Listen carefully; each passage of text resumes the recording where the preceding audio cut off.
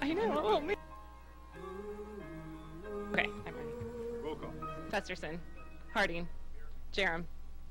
Melton. Pauls. Palermo. Mr. President. Here. Would everyone please stand for the Pledge of Allegiance and remain standing for our invocation today by Councilmember Rick Paul. Pledge allegiance to the flag of the United States of America and to the republic for which it stands, one nation, under God, indivisible, with liberty and justice for all. Thank you. Something weird must be going on, because the last week, this is what I wrote down some of the things that had happened. I saw Republicans and Democrats talking to each other instead of about each other. I saw Christians and Jews and Muslims hugging each other.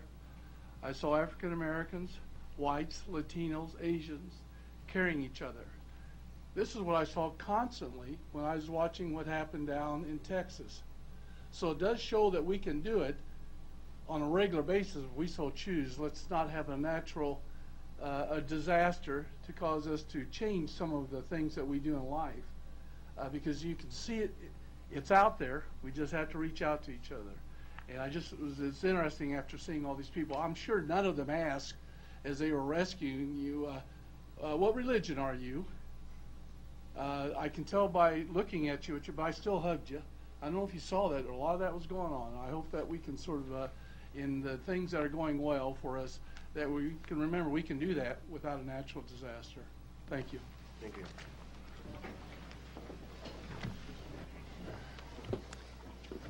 An affidavit of publication is on file for the pre-council and city council meeting, and a current copy of the Open Meeting Act is posted in a white binder on the east wall of legislative chambers.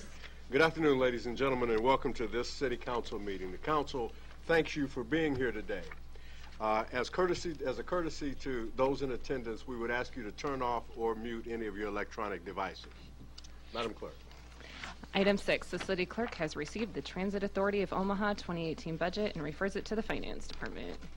Item Oh, I'm sorry, you're going to do both of them? Say 7 and 7?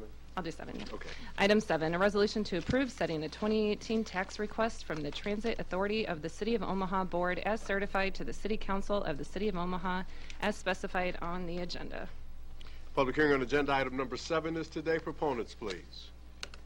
Seeing none, are there any opponents? Seeing none, the public hearing is closed. Motion approved. Second, roll call. Festerson. Yes. Harding. Yes. Jerem. Yes. Melton. Pauls. Yes. Palermo. Yes. Mr. President. Yes. Item 7 approved, 7-0. Item 8, a resolution to approve setting the 2018 property tax request as specified on the agenda. Public hearing on agenda item number 8 is today. Proponents, please. Seeing none, are there any opponents? Seeing none, the public hearing is closed. Roll call. Festerson. Yes. Harding. Jerem. Yes. Melton. Pauls. Palermo. Yes. Mr. President. Yes. Item 8 is approved, 7-0.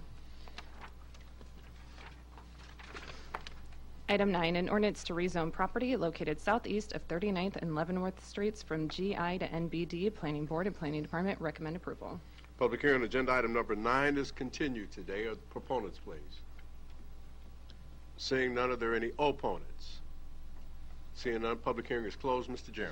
Yes, I would just say we laid this over so they could have the public meeting. I was glad that they reached out to University of Nebraska Medical Center, who do that regularly. They let them use their facilities. They had the meeting. It was well participated in, no objections, and there was support for the project. So I would make a motion to approve. Second. Moved and seconded to approve item 9. No lights. Roll call. Festerson. Yes. Harding. Jerem. Yes. Melton. Pauls. Palermo. Mr. President. Yes. Item 9 is approved, 7-0. Item 10, an ordinance to rezone the property located southeast of 20th and Ogden Streets from R435 to GI. Planning Board and Planning Department recommend approval. Public hearing on agenda item number 10 is today. Proponents, please. Seeing none, are there any opponents? Seeing none, public hearing is closed. Second, no lights. Roll call. Festerson. Yes. Harding. Jerem. Yes. Melton. Pauls. Yes.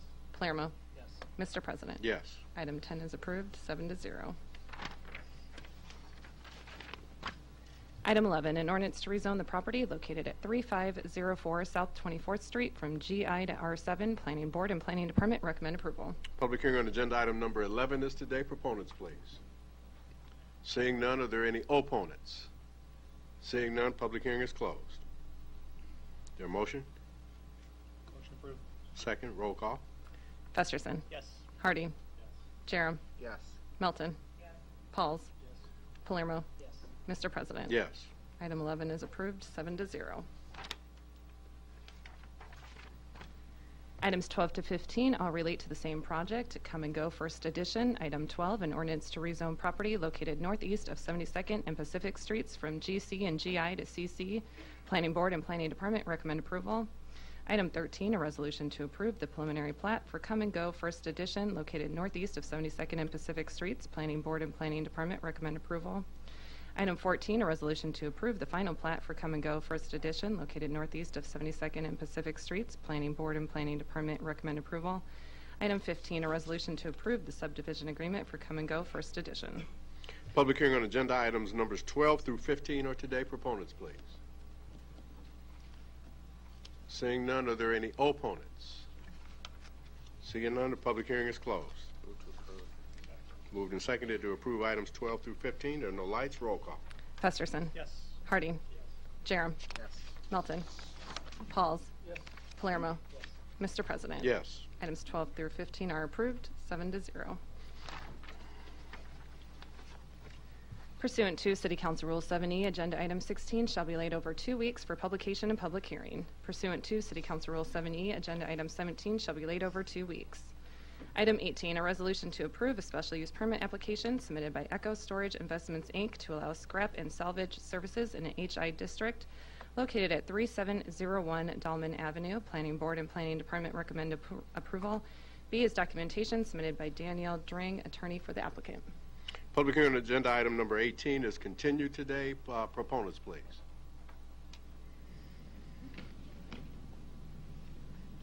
Ladies and gentlemen of the City Council, my name is Danielle Dring. I'm an attorney for the proponents. Our address at the firm is 8712 West Dodge Road, Suite 400, Omaha, Nebraska. We're here today to ask for, it's a major amendment to a special use permit that we were granted this year in January. We are asking for the ability to accept other and additional types of waste streams. Currently, we use the property as a commercial and demolition debris landfill, and our goal here is to generally improve the property. I brought a few pictures with me today, 3 pictures specifically. The first one is going to be, this is an image of the property. It's a rendering, an architectural rendering of the property after you would enter the gate. So right now the property is, generally speaking, an open area, an open air landfill. What we're hoping to do is construct a brand new building on it, complete certain improvements including paving the area, covering what landfill exists presently and capping it, and then to open a MRF is what it's called. It's a recycling facility, a municipal recycling facility. So we're hoping to accept different types of waste streams, sort them for recycling, and transfer the waste, the actual non-recyclable waste, to a landfill. We have specific hours that we've agreed to with the planning board, and we won't be operating outside of those hours. And quite frankly, this is going to be a significant improvement to how it presently exists. So we are asking for this to be approved, and Jerry Slesky and I have additional comments. Cover a couple more points. Mr. President, let me ask your opinion, if you would. We've had the opportunity, and we appreciate that. Name and Jerry address for the record. Slesky, 8712 West Dodge. Thank you very much for the applicant. Thank you, Mr. Jerem. Do you want us to go over some of the points for the benefit of the neighbors that are here? It probably would be beneficial, yes. Be happy to. So, just to clarify the record, this is under Tom Paultani's name, the current owner of the property, but there's a contract to sell the property to our client, Green Acres, who will be putting in a $2 million MRF, municipal recycling facility, as Danielle said. So one of the big issues potentially was odor, and we did quite a bit of checking on this in the last several days, and I wanted you to know that the building itself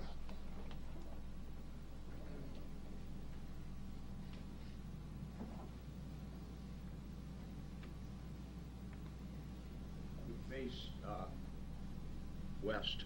westerly, so the south winds, north winds shouldn't be carrying anything out of this thing. Generally, we don't have, and there's a wall stopping those winds. So we're not expecting much. This company has been in business about 30 years. They've operated over 20 of these MRFs around the country, and they've never, I mean never, had a problem with odors from a MRF. However, as we've discussed with you, and I wanted the neighbors to know this, if there was a problem, we would be very open to including in the special use permit a provision that says upon valid violations of the odor by testing, and it's easily tested, they would install an absolutely, and we Danielle and I sought out on the internet this company out of St. Croix, Minnesota, and that's all they do is odor testing across the United States. In fact, they do 80% of it, and they said we can install a device that mists inside this building that would actually chemically eliminate any odors that would come from the properties inside the building, and there would be no odors to emanate or come out of the building. So if there were a problem, our client is more than willing to add that to the provision. As you know also, this is special use permit. Council has the right at any time upon complaint to pull it. And so we're fine with that. These people are substantial in the industry. They're anxious to clean this situation up the way it exists today. And we think after $2 million in paving the drive and putting in a new building and putting in new landscaping, this could be a much better thing to look at for the neighbors. Traffic was an issue. This is a relatively small MRF facility, at least 1/3 or 1/2 smaller than any others they've put up. If there was a problem here with traffic, it has to go south, and we've discussed that with you. And for the neighbors that are north of the site, we've learned that the bridge, I don't know, was that ever confirmed back as far as the limitation, Bob, whoever, of 6 tons on that bridge over the interstate? Do we know if that's been confirmed? Bob Stubbe, Public Works. There's 2 bridges. There's one that's over the interstate. There's also a bridge that's over the railroad tracks. Staff checked. The bridge over the railroad track is rated at 81 ton. The bridge over the interstate is 81 tons. The bridge over the railroad tracks is 91 tons. Is what? 91 tons. Oh, okay. So it's way more than we thought. Okay, so it could go north. It would be very difficult for those trucks to go north. They are going to be directed to not only come from the south through the industrial area, but to turn left out of the site and back through the industrial area. And if you think about it logically, you're going to have hauling trucks looking for the fastest, best route, most commercial route back to the interstate to get to the dump, or vice versa. We don't feel that traffic's going to go at all through the neighborhoods, and we wanted to make sure that the neighbors knew that. The look of the place, I mentioned it, this will be, how can I put this, a handsome place when it's all done. The first thing our client plans to do is to cover up the existing debris that's there, plant as much as they can, and then start constructing this building. So from 32nd Avenue, Dahlman, you won't be able to see anything but a decent looking look, something like shown there. We feel like what's coming in, I want to make sure this is clear, this isn't really garbage, municipal waste. This is not that. This is more construction debris and related materials. This is stuff that commercial places generate and that they need a place to take it, and this simply expedites the movement of this product to the dump. So that's what this transfer station's about. As I said, they're absolutely assuring this community and its neighbors that they would take care of any odors that emanate from it. We have 2 endorsement emails, communications from people in town that are in this business that would be happy to, that do endorse, and we could read those to the record if you want, the need for this in South Omaha. So that's it, and we have the president of the company and the operations director here to answer any of your questions or any of the neighbors' questions. Thank you. Thank you. Are there any other proponents who wish to be heard? Seeing none, are there any opponents who wish to be heard? If you want to speak, do you want to speak, or? All right, if you want to come down front here and.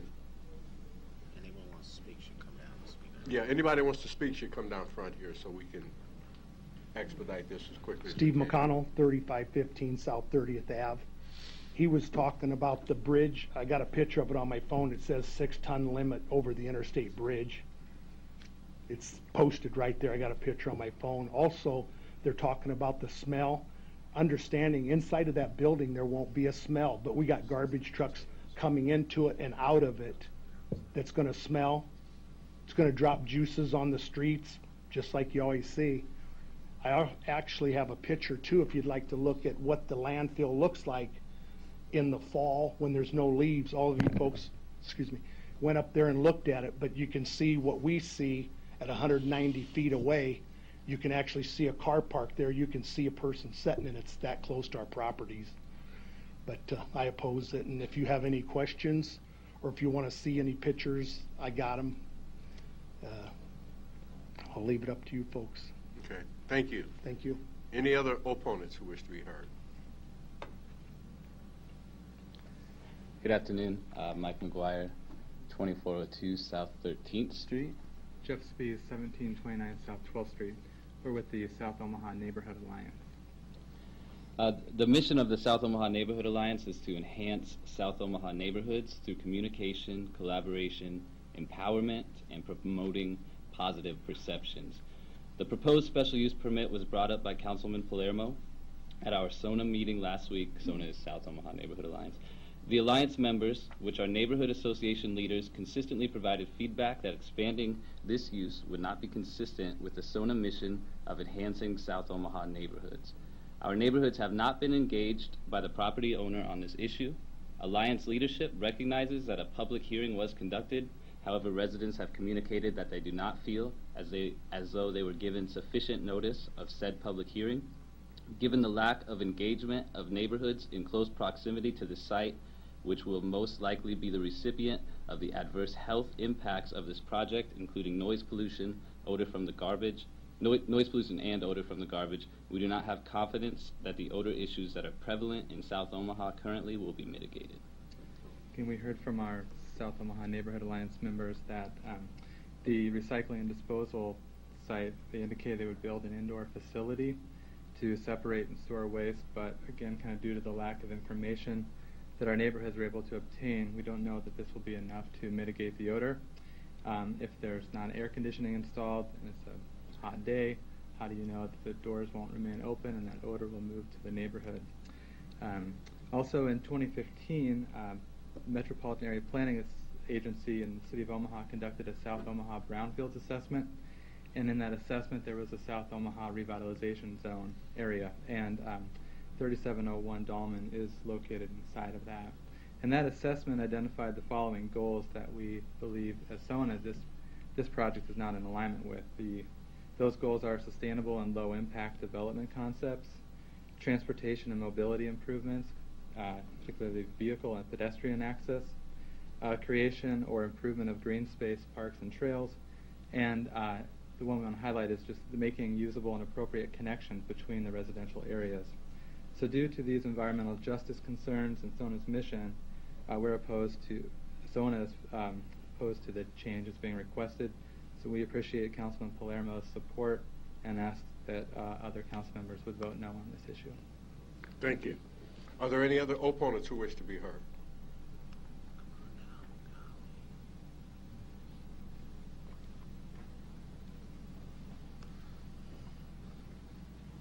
Kent Kopersky, 3510 South 30th Avenue.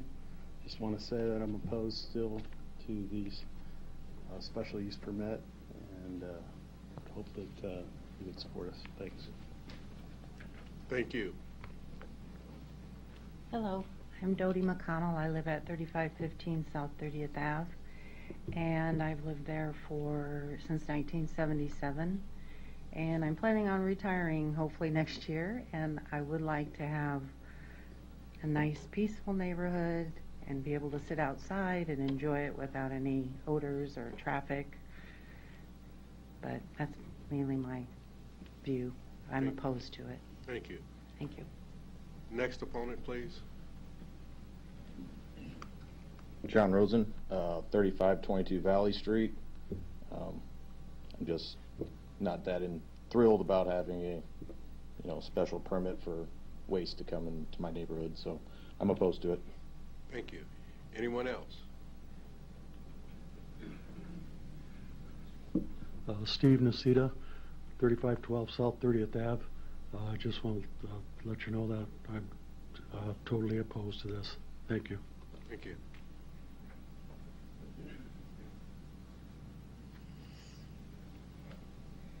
Janine Bang, 3505 South 30th Avenue, and I am opposed to this permit.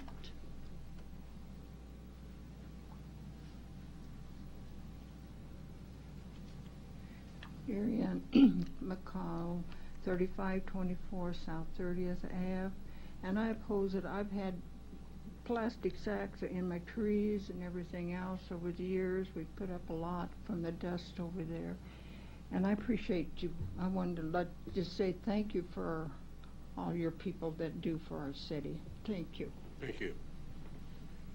Any other opponents? Rebecca Conlon. I live at 3507 South 30th Avenue. I've been there about 20 years and seen a lot of changes over the time and a lot more traffic through that neighborhood, 32nd Street. I know they said that the traffic wouldn't be a problem. I don't know if there's been other studies done recently.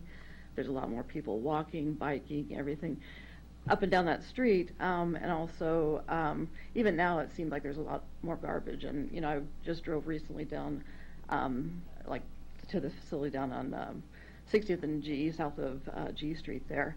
And driving along there, just seeing all the stuff is along the side of the roads and thinking of people walking and biking and trying to get through that street that, you know, connects those places with all that junk, you know, coming in, which is going to be happening. So really would hate to see that increase in, you know, more stuff coming right into the neighborhood right there. So I oppose. Thank you. Are there any other opponents who wish to be heard? Brett Fetter, 3602 South 31st Street, and I oppose. Thank you. Any other opponents who wish to be heard?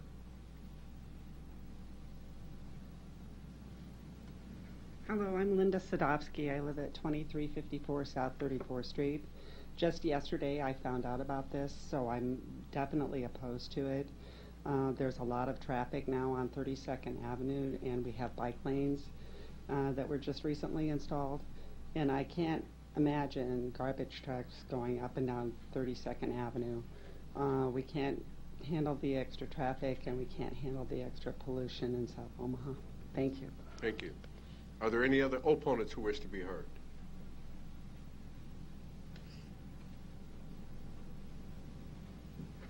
Scott Anderson, 3117 South 32nd Avenue. I oppose this. Thank you. Are there any other opponents who wish to be heard? Do the proponents wish some rebuttal?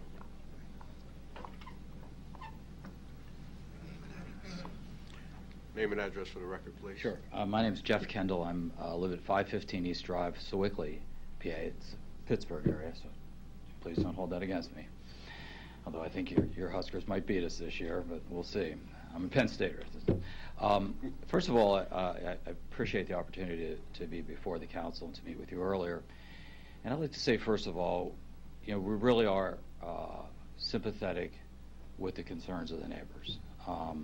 You know, when we operate solid waste facilities, and we operate them quite a few around the country, we operate in the good graces of the city, the county, and the state, and we're highly regulated by all of those. Those regulations are extremely seriously impacted if you don't deal with your neighbors in a positive fashion. So the first thing we have to do is be safe, and the second thing we have to do is be environmentally friendly and get along well with our neighbors. We actually view this as an opportunity to clean the site up. No offense to Tom, but we see it as looking quite a bit like these renderings. Paving, finishing, closing the landfill, cleaning it up, and working with the city, county, and the state within all the rules and regulations. And we recognize that you would be giving us a special use, and with that special use there'd be certain restrictions and requirements and responsibilities. And we intend to live up to those, and we hope you give us this opportunity to provide what is an essential service to the city, and frankly gives a little competition to some others in the business, and also reduces overall traffic, because our customers will come from nearby. They're already in the area, generally speaking, so it'll reduce some of the level of traffic going to other facilities that aren't as close by. So we appreciate this opportunity, and I just want you to know that we have every intention of working closely with the city, with the county, and with the state, and with our neighbors to run a good operation. Thank you. Thank you. Public hearing is closed. Did you have a comment? Very quickly, please. Tom Paultani, 59502 Jabber Road, Malvern, Iowa. Thank you for listening to me today. One thing I want to address, there is a lot of traffic on Dahlman in the last 60 or 90 days. A good portion of that, I believe, is caused from the interstate ramps that are closed and the work that are being done. There's not enough exits, so people are getting off on Martha Street and coming that way. People going back and forth to work. Every afternoon about 4:30 there's a train on Dahlman Avenue just south of me, and that impacts traffic. I believe that once the interstate bridges are back open again, everything is flowing. I believe the traffic will be reduced, and they're going to do plenty to keep the traffic from going north on 32nd versus they'll basically almost be forced to go back down to the south and get on the interstate on F Street. One thing everybody needs to understand is that this is not the final step in this process. There's a lengthy process these gentlemen have to go through with the state of Nebraska to get a MRF permit approved. You are not the final say. The state of Nebraska, which is very stringent, as the last speaker has expressed, the fact is that they have a long road to haul. They have to go through P&I, and I believe they're going to do a good job down there. So thank you for your time. Thank you. And with that, the public hearing is closed. Comments come from council members.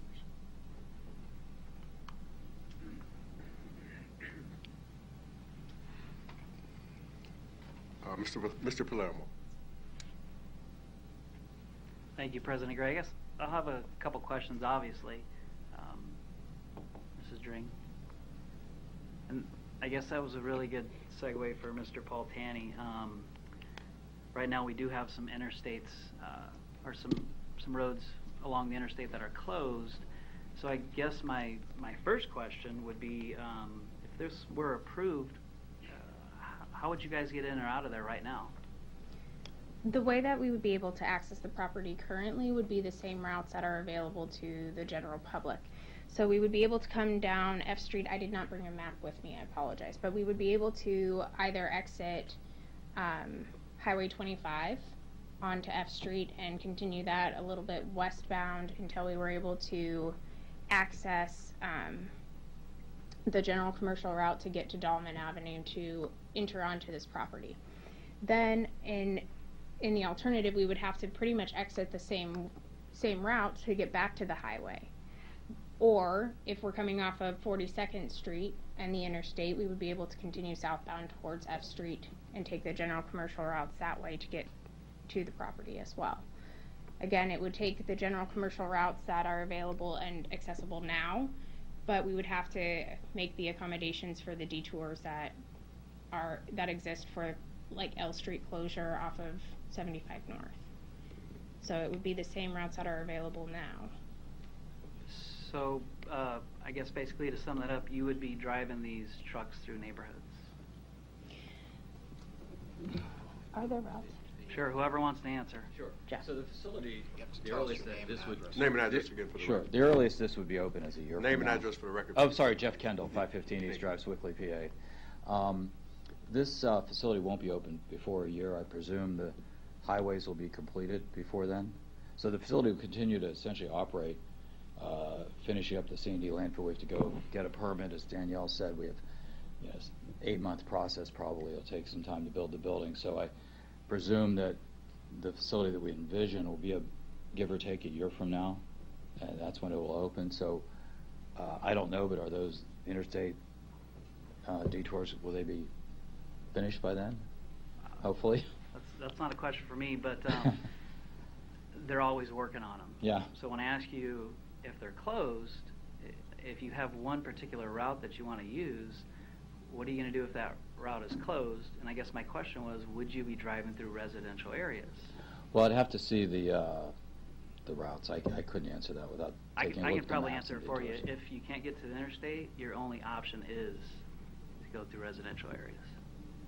So, and I need some clarification, if I could, please, Mr. Stubbe, the bridge weight again on the north side. Yeah, Bob Stubbe, Public Works. So the information I gave you previously as far as what the bridge is rated at, we do in situations when we don't want vehicles, trucks accessing neighborhood locations, we will put up signs to restrict the weight limit, and that gives essentially authority to the enforcement agencies to essentially cite in those particular cases. So obviously in this particular location, a lot of the area that's to the south of the interstate there is an industrial area, and so irregardless of what happens at this particular location, there are many other industrial applications in that area that have trucks, and we absolutely don't want them driving north on 32nd Avenue to access those residential neighborhoods. Okay, thank you. So the bridges are rated for the trucks, but the sign would suggest to the driver to possibly go a different route, but it doesn't stop them from now going north through even more residential area.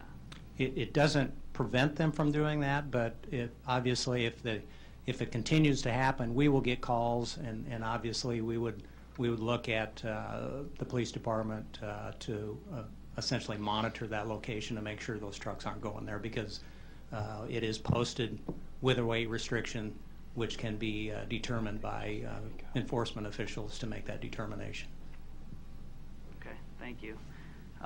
So I'm sorry, I'm going to have a few more questions for you, so stay put. So who's doing the hauling for you exactly, do you know? So our customers that would bring waste materials in could be a variety of folks, most of whom are already in the area. Small contractors who are taking down homes or building new homes or doing other work, people who are collecting different kinds of commercial garbage, people who are collecting recyclables like cardboard. So there's metals, variety of people in the business, so to speak, collecting different kinds of waste materials and recyclables will be our customers coming in. We don't collect, we don't have a hauling company. Now we will likely be the hauler from the MRF to the landfill, or we may engage third parties. So we haven't determined that. Okay.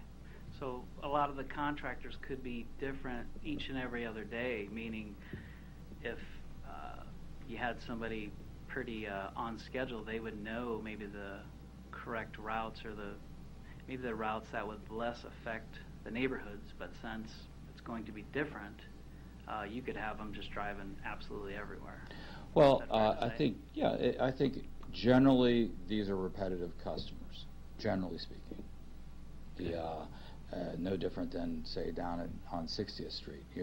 If you'd sort of hang there for a while, you'd see a lot of weeks, you'd see a lot of the same people coming and going, people in the business. Sure. And on 60th, you got two ways in and out, and there's no houses around there, so a little different to use that. Where are you going to be hauling to once you fill a truck or trailer?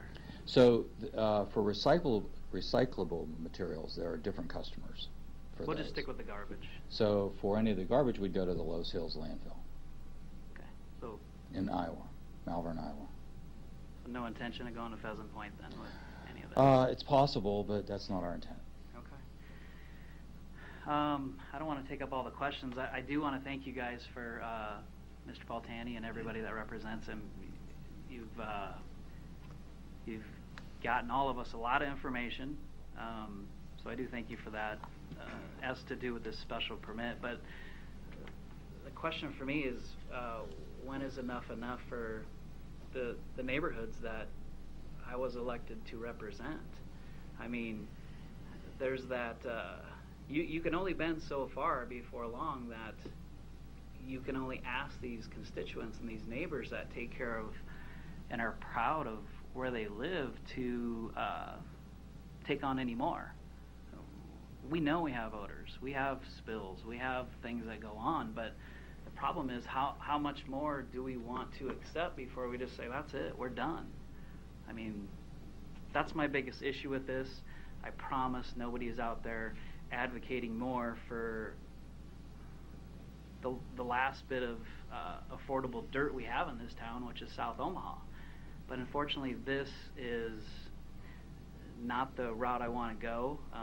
I've heard, I can't even count how many phone calls and emails and letters and people knocking on my door against this. And that's who I represent, and I will, if my colleagues don't get what I'm saying, I'm going to be opposed to this 100%. So, thank you. Thank you. Mr. Jerem. Yes, I'm curious about the MR system. So I think I heard Mr. Slusky say, and I appreciate the presentation today with this additional information. I get a better feel for what you'll be doing down there. But how does the MR system work, and is it a if we hear about odors we'll install, or is it something that you will be installing as part of the design?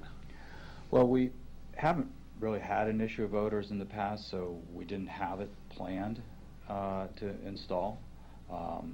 That's not to say that if that's essential from your perspective that we install it ahead of time. I wouldn't rule that out. We would prefer to install it if there actually is a problem, because we don't expect there to be one. So that's our feeling. I mean, we could install it ahead of time. It's just we've never had an issue, so we've never had a need to install it in the past. Mr. Jerem, can I give you a supplemental response? Danielle Dring of Smith Slusky, 8712 West Dodge Road. With respect to the MR system, Mr. Kendall said that he doesn't foresee there being a smell issue, and by way of supplementing that response, 60th Street is where there's a commonly known MRF. It's called River City Recycling. 60th Street has not had any complaints within the last 2 years. There was a Sarpy County transfer station, a MRF, for a number of years. Based on what I found, it was previously operated by somebody who did not operate it properly, and so there were a number of substantiated complaints regarding odors in the Sarpy County transfer station. That operation was closed down last year. That operation has since been, the ownership of that operation has been transferred. It is now reopened, and they have operated since it's reopened in January without any complaints. Those are the two here in the Omaha area that are most similar, but mind you, those two facilities also take a substantial amount more tonnage than what we're anticipating here at this property. So you're open for, is it what do you call it, protrusible waste? Protrusible, yeah. Protrusible. You accept that here, and I think that's the type of waste that gives the neighbors to the north, and primarily they're here today, the cause for concern. So I wanted to have a better feel for your business practice in terms of these places, other MRFs around the country. What percentage of them have this odor misting system in it? As I said, and largely we've operated transfer stations, which were purely there for transferring municipal solid waste and construction demolition waste. And we've never installed never had to install a misting system in the past, because you're moving the garbage, whatever types of garbage it is, or construction waste, you're moving it out almost by the hour, and or even less. So it's not sitting around sort of wafting, so to speak. It's moving. It's put in a transfer trailer. Its transfer trailer's covered, and it's on the road and out. So it doesn't tend to be an issue. But as I say, because of the concern, we want to, we are willing to, put a misting system in. They've been quite effective, and there's more than one available in the industry. They're usually just used on landfills, though, because landfills is, in fact, the Sarpy County complaints were about a landfill, not a transfer station. They just closed the landfill and opened a transfer station. And I don't know if you're aware of the history, but in South Omaha, one of the reasons why you're hearing it today, I think this concern from the neighbors, is their sensitivity to there's been a problem with other odors, whether they be from animal fats, oils, pet food type operations, whatever that have been operating in that area, and then when the wind comes from the south and drifts north into their neighborhood and actually into a recreational trail that I use regularly, you can occasionally smell it.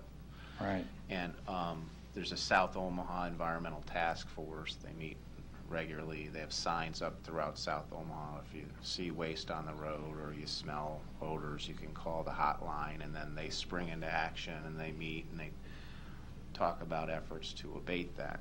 So what commitment would you make with regard to your company's willingness to participate in the South Omaha Environmental Task Force if in fact this does get approved? Sure, we'd love to.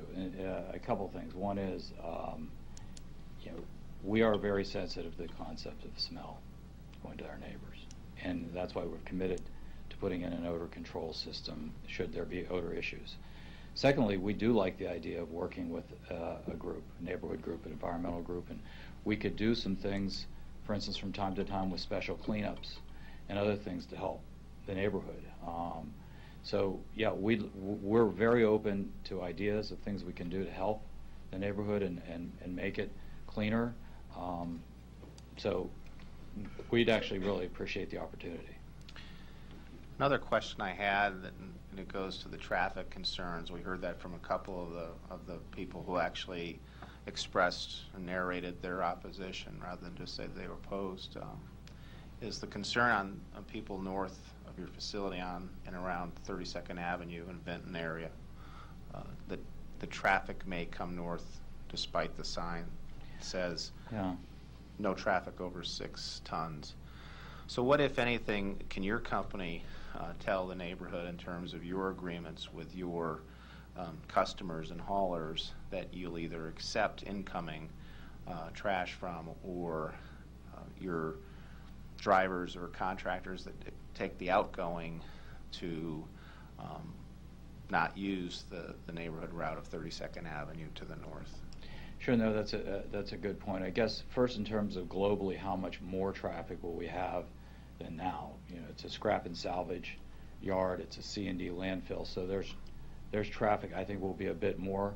This is not expected to be a large facility, so we don't expect to see a large increase in traffic. We can do a few things that I can think of, and we're open to suggestions. But one is that we can, for instance, hand out to every new hauler, and most of them will become regular, that when they leave, we can give them hand them something that says, look, you can only go left, and from now on, wherever you came in from, we don't want you to come in from the north. We can put a sign, as the exit, left turn only. Probably some other things we can do. I'm not thinking of the top of my head right now, but we would be more than pleased to actively work to do that. And I suppose someone mentioned it earlier, that becomes an enforcement issue that we can't exactly enforce ourselves, but we can certainly, the neighbors hopefully would alert someone, and there is a 6-ton sign there. We don't expect the trucks are going to be going that way when they leave. One of the areas that, and I've been expressing the areas that I have concern with, but another one happens to do with my concern that there'll be trash that, while the doors are open, can blow around in the wind. And it does get windy because not only the interstate and rails, but the forces of nature that carry the plastic bags, as one resident said. And out at Pheasant Point, I believe they have more than one full-time person who, that's all they do. Right. Picker. Yeah. So with this concern of the need for a picker, what can you tell me about your corporate efforts to pick up the trash from your property and around the property? What our landfills, it's a big effort. You're right, because it's wide open. You're oftentimes up on a hill. So you put in screens and fencing to move it with the traffic. At the transfer station, it's less of a problem because the dumping is occurring inside, and usually it's deeper inside. It's not sort of right by the front, so it's less of a problem. It's not no problem. So it's our job to keep it clean, to avoid the very thing you're talking about, and frankly, I would think you and the health department and the NDEQ would hold our feet to the fire to do a good job in this arena.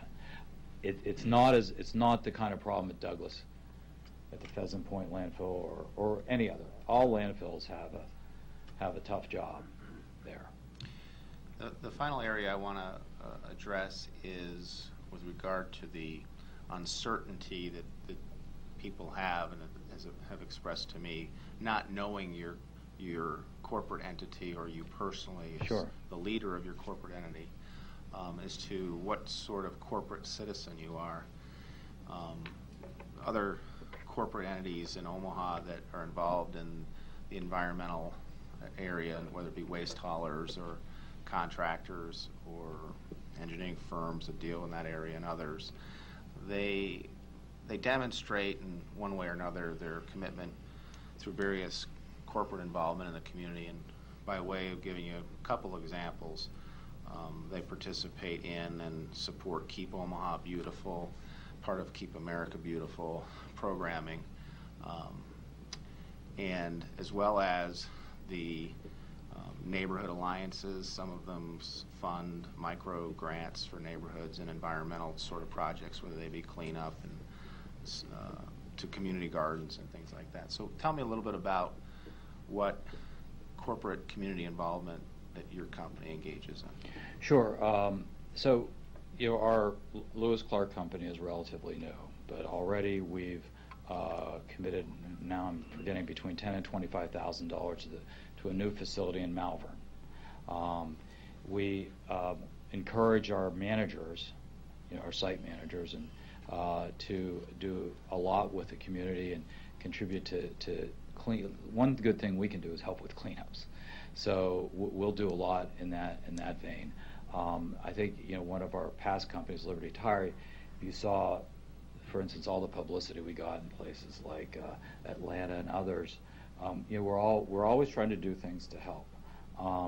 My partner is a well-known Pittsburgher, Andy Russell, played linebacker in the 60s and 70s, very well-known in the city of Pittsburgh for all his charitable activities, has raised millions of dollars for Children's Hospital and University of Pittsburgh Medical Center.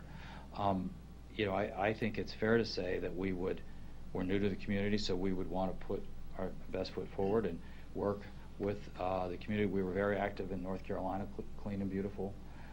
Been to their golf outing in Pinehurst numerous times. And so it's a bit of state by state, community by community. We like to give to like Little League baseball teams and things like that. So we're keenly interested. I mean, we're not a big company here.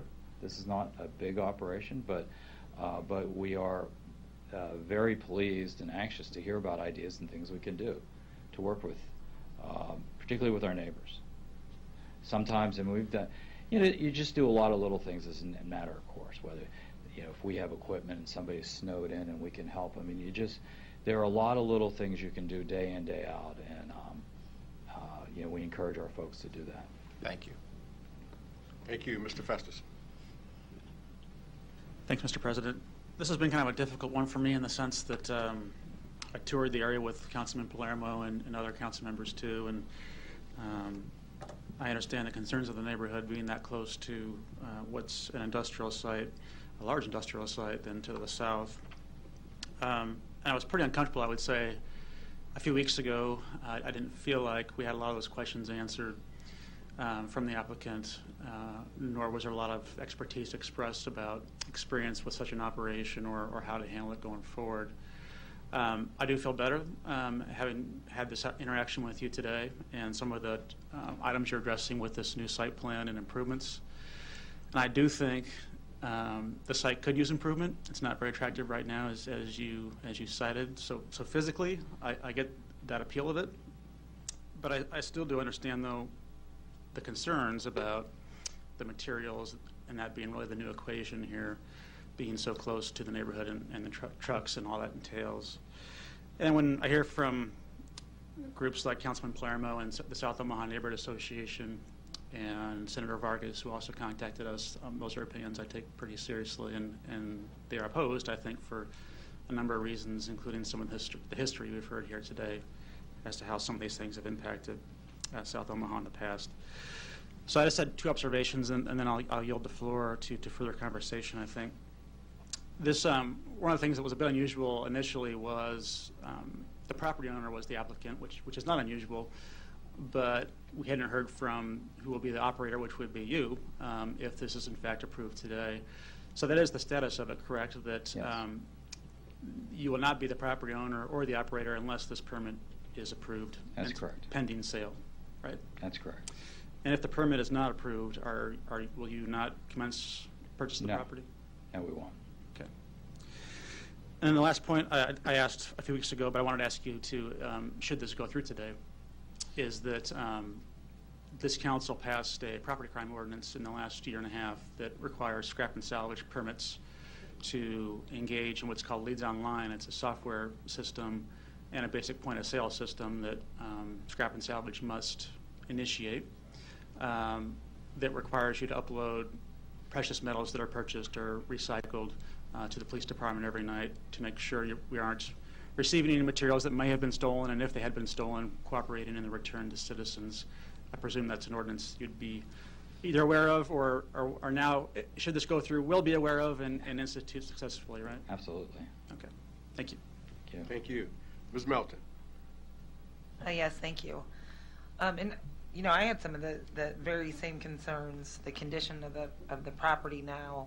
I know, Councilman Jerem, you came back, which got me to say I want to go check that out too. And by the way, I did come around and got stuck on with the closing of the interstate, came around on Dahlman just on Saturday. So I do think that will probably rectify itself before you open. But I was under the same opinion. I think that what it looks like now is really unacceptable, and I feel for the neighbors that are living in Dahlman, because I have a lot of respect for the Dahlman neighborhood, just due to the amount of work and efforts that neighborhood puts forth for the neighborhood. I like that you still include me on getting your neighborhood newsletter. Thank you for sending it to all the council members. But when I then met with the new owners and saw what they wanted to do, I guess if I was living next to it, there's kind of two choices. It can either remain kind of this landfill dump scrap metal place, or it could go to an indoor recycling center with landscaping. And I specifically talked about what can you do to beautify the area for the neighbors around this. So I know that there's a lot of neighbors saying that they oppose this, but I guess it would be my thought, we don't get to dictate what happens with this property. The property either stays currently the way it is, or we take a chance with Mr. Kindle's company, and hopefully he'll be able to beautify the area. I guess that's kind of what I'm putting to the neighbors. If I were to give you the choice of letting it stay the way it is or it going to this, are all the neighbors still opposed?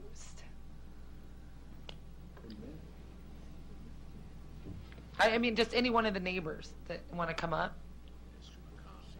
It's all about that permit. Enforce the permit, the special uses permit. Could you just say your same name and address, sir? Kent Kopersky, 3510 South 30th Avenue. Okay, well, currently it already has a permit to have the landfill. I mean, it can still continue to operate the way it is today. That's not an issue. We can improve it by enforcing the permit. Okay, thank you, sir. Does any other neighbor want to give me their opinion on that one? Because that's where I was at no last week, and then I looked at it and I said, well, gosh, I want to see it Steve look McConnell, better for you. 3515 South 30th Ave. The landfill's full. So it's, once they cap it, it's done. So it's going to go back to weeds if he can't sell it, or he can do what he promised at the very, very first, and the name was Echo Storage. He said when the landfill became full, they attended on building storage garages there. That's very acceptable. But then that all changed when it come about the money, which that's what everybody's about, is money. But here we go again. You're right. Would it look better? Yeah, it'd probably look better, but how about the first plan? The landfill's full. He can't keep bringing stuff in no more. That's why he progressed to the next step. The next step is he's selling it for a profit with a permit. He's not bringing the garbage to Pheasant. He's taking it to Iowa. So Nebraska's losing out on the fees that's going to, instead of going to the dump site for us, it's going to Iowa. So Iowa's going to benefit off of the costs that when they're hauling stuff out. Same with pizza boxes. You smell a pizza box and it's what sets in the truck. They're not going to take a truck out until the truck's full. So if they turn around and load up a truck one day and it's only a quarter of the way full, they're not going to run it clear over there. They're going to wait till the truck's full. Okay. Well, and I appreciate it. I just kind of want to get a feel from the neighbors of, would you rather it remain the way it is now or as a salvage? Because it could still be used. I believe the current permit it's the landfill and salvage. So they could still continue to operate as they are with salvage and storage. I think our biggest complaint was smell. And with the way it is, we get the smell from just the gypsum, and that's about it.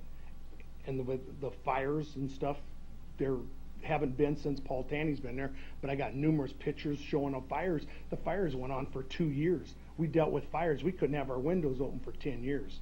And the dust when it's dirty, and they're dozing and stuff. But now that the landfill's filled, like he said, they have to cap it. It's full, so now they have to build something on it. But we don't want a landfill right there on top of our neighbors. Like I said, you can stand there and watch somebody talk. And Thank you. That's what I wanted to know. If we because if we say no, it's just going to continue to look the way it is, and that's still concerning. I guess concerning for me.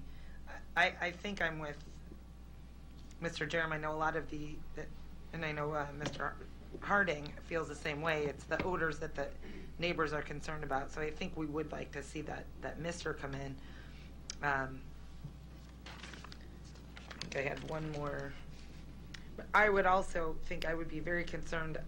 I think it was Marianne McCaw maybe made the comment about the plastic sacks and yards and trees, and that was awful when we went and did the tour of the landfill. So I think it would be something that I would want the neighbors to have a contact.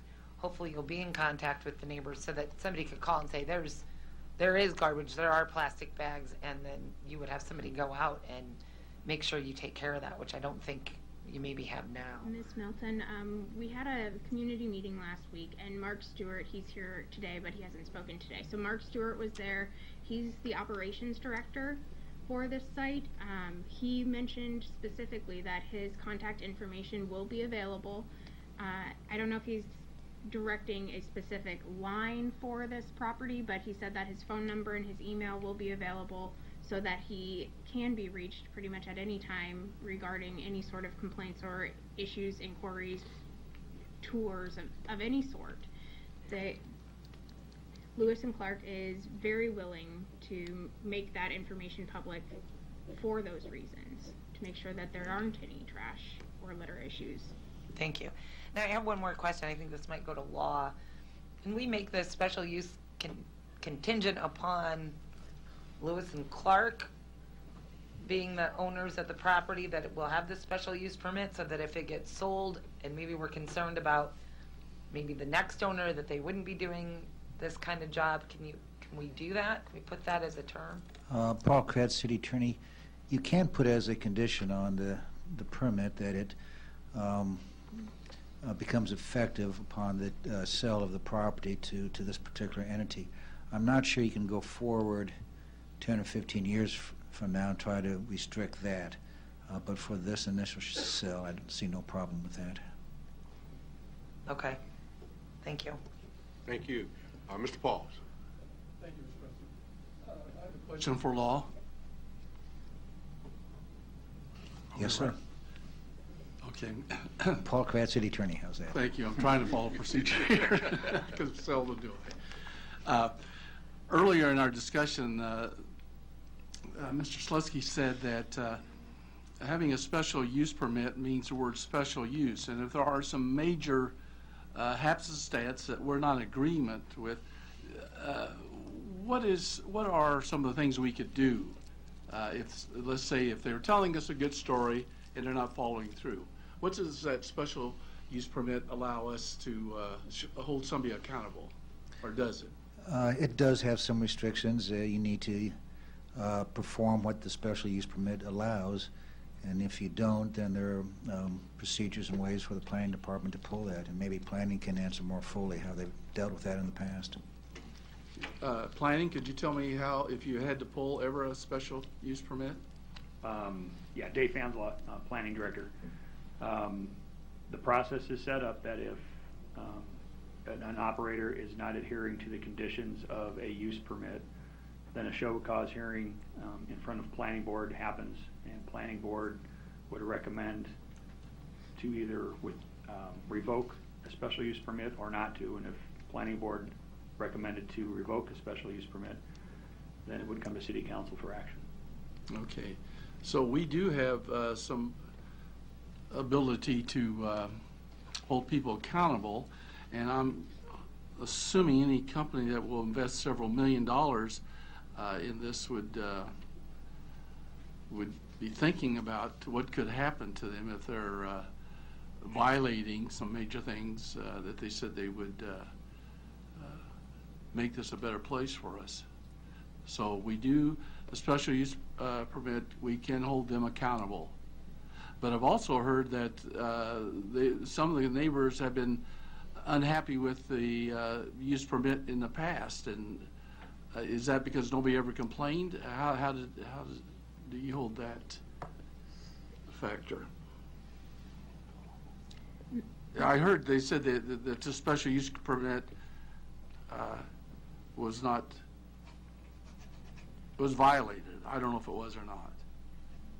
Did you hear any complaints about this property in the past? Yes, I'm sorry. Okay, sorry. Yeah, Dave Fanslot, Planning. I believe there have been some concerns about this site in the past, but generally if we receive complaints on a site that holds a conditional or special use permit, we will investigate and we will obviously work to rectify the situation before we go to the point of revoking the permit. Okay, thank you. You're welcome. Thank you, Mr. Hardy. Thank you, Mr. President. So I think I'm about last on the totem pole here, so I may repeat some of the things that have been said to date, but bear with me if you will. But I know it sounds a little odd, but to look at this as a possibility of an opportunity, I think, as Mrs. Melton said, is truly something that truly could be an opportunity. You know, the property is currently zoned HI. I believe, in my investigation, the process or the reason we're here today is because this use is not a permitted use under any of our zoning jurisdictions without that being a special use and this is zone HI. So this is the exact process or the reason we go through this exercise. As Mr. Pauls was just pointing out, it is a special use. Special use permits can be and have been revoked by the city. I can think of at least one instance within the last year that the city went through that process to revoke a special use permit. It was earlier mentioned too that there is one other MRF license holder in Omaha, that being River City Recycling, And I think there was some comment that it wasn't necessarily near a neighborhood. I think it's, at least by my ruler, it was about 1,200 to 1,300 feet to the nearest neighbor, to the nearest residential development. And that was kind of north and east, and if our prevailing winds are southwest, you could make maybe an argument that that might be affecting that neighborhood. But in addition to that, it's immediately adjacent to the south and to the west to Albay's Sports Complex, which gets heavy use, and as was earlier stated as well, the River City, I don't think, has received any complaints within the last 2 years. And you would certainly think with the amount of use in that area that certainly would have been the case had there been an issue. I'll agree with that. I was also interested in making sure that the zoning attached not till closing. I think that's been addressed. I think one of the other things that we haven't really talked about is that not only, again, is this HI zoned area and the neighbors really to the south, and it's an industrial area. There's one area, as a matter of fact, the residential area to the north is zoned industrial. If for whatever reason in the future some of those houses weren't there, that they couldn't rebuild there. But the having it zoned that way, I think one of the issues we could also be looking at is how we're taking care of the environment. I mean, it's an opportunity for a place or a depot, if you will, for trucks to come in without having to send them out to either Pheasant Point or over to Iowa with multiple trips.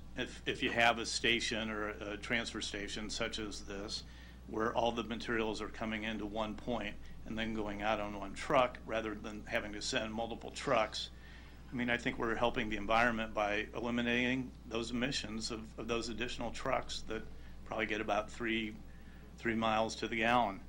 I think that's something that we could also consider. But I think I would feel a lot more comfortable if we could. I would like to see, Mr. Kendall, I'd like to see this approved with the condition that the missing system is in place at the outset and not added on to at a later point in time. You only get one chance to make a good impression to your neighbors. I think you need to make that commitment. I think you need to. I think it would be a good faith effort, and to. I'm also very pleased to hear the level of commitment that you would put into the community as a corporate neighbor, as a corporate citizen. I think those are all good points as well.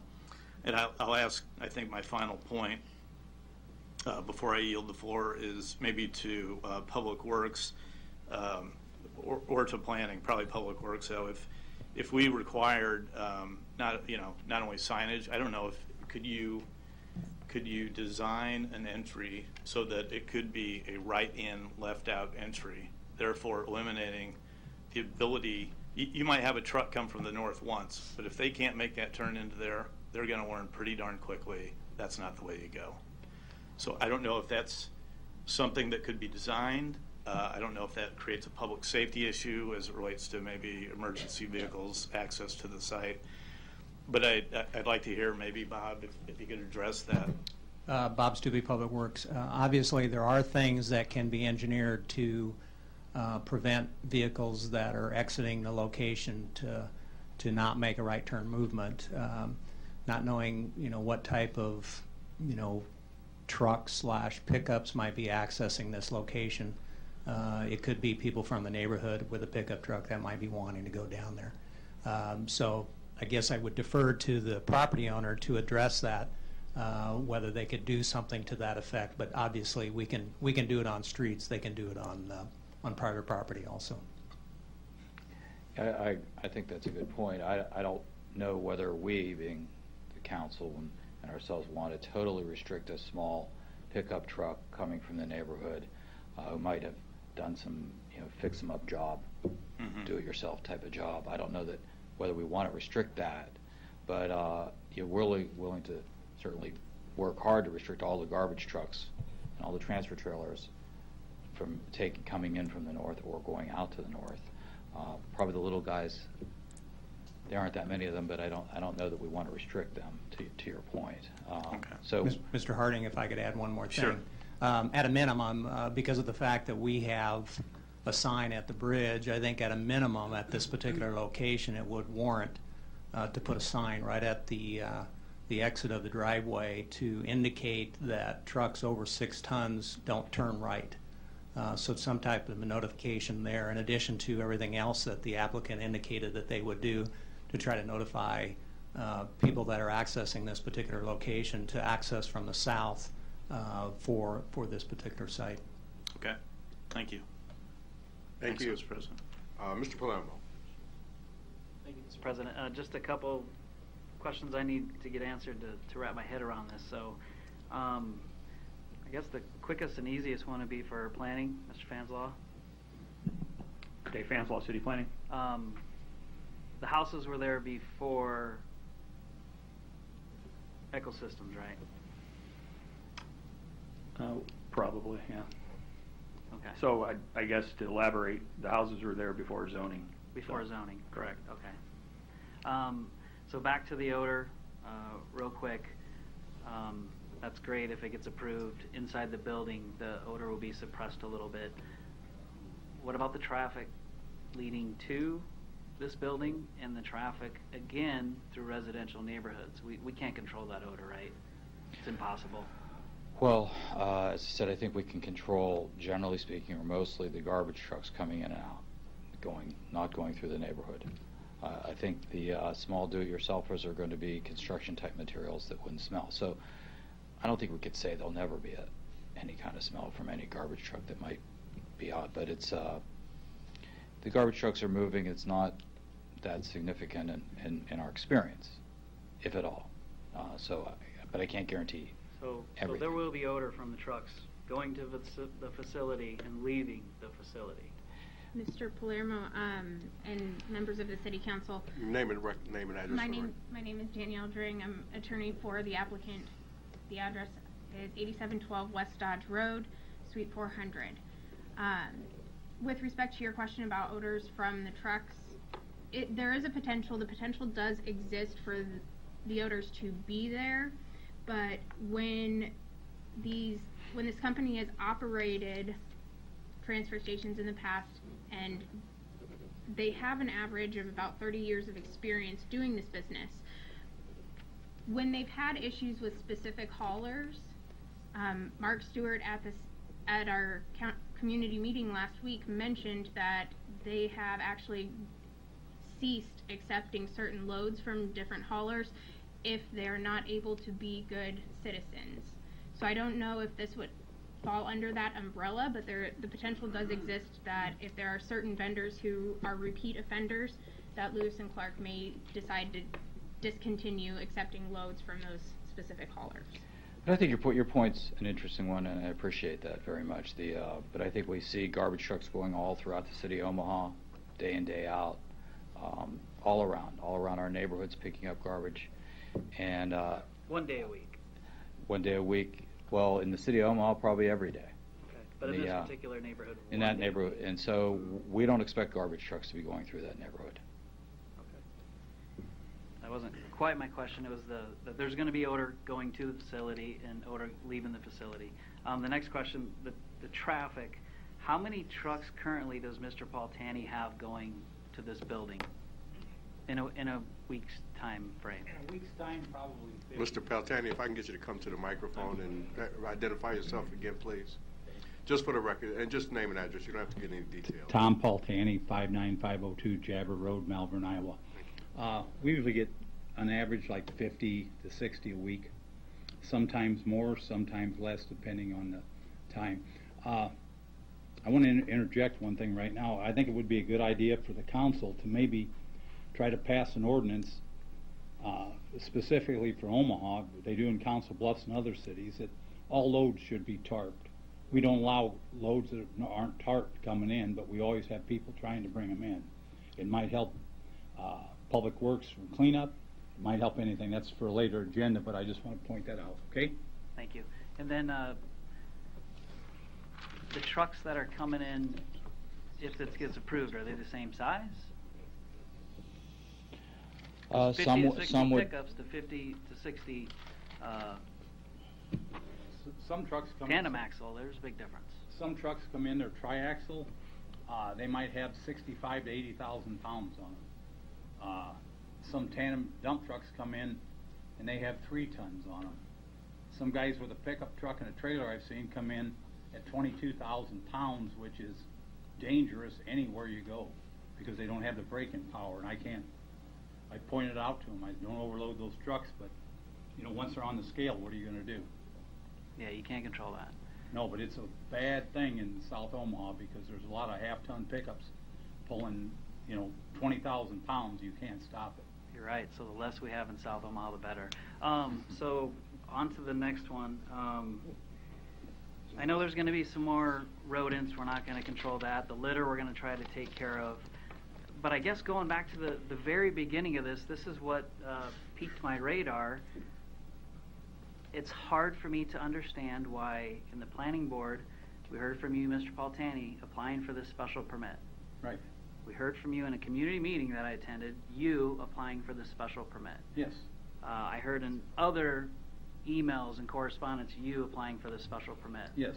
Not until today did I actually meet the owner who wants to take on this facility.